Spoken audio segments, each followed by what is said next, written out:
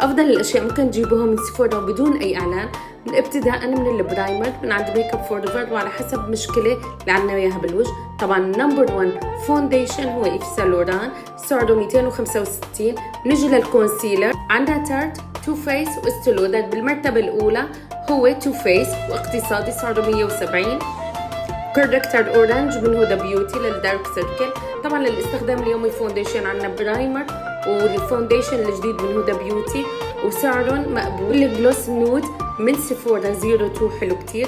بنجي لأهم بارت هو اللوز باودر. صار في منافسة كتير باللوز باودر، كان بالمرتبة الأولى لورا ميرسي، هلأ بالمرتبة الأولى هي هدى بيوتي اللي عنا البينك والبنانا، وعم تحتل الصدارة الأور جلاس.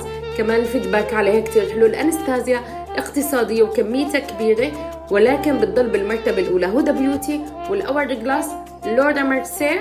وبنجي للستينك سبراي هدى بيوتي، وإذا بدكم تثبيت أقوى طبعا كوريولان. وهالشمر من أربان ديكي أكتر من رائع. طبعا كهايلايت للعرايس وللمناسبات فينتي يلي لونه بينك. ليب لاينر طبعا بالمرتبة الأولى ماك، وبيجي بعده ميك اب فورفر. بنروح على فيسز. أفضل كحلة ممكن تستخدموها جوا العين هو سيلا بيوتي، طبعا الأسود وفي منها كل الألوان. ليكويد مات سيلا. وأفضل جليتر ممكن تستخدموا الميك اب ارتست لكجري جليتر يلي بيجي اللوز. بالنسبة للآي شادو كمان أفضل باليت آي شادو هي لكجري جليتر، والباليت فيها المات والشمر. أفضل مسكرة بنرجع لبنفت، والهولا برونزر من بنفت.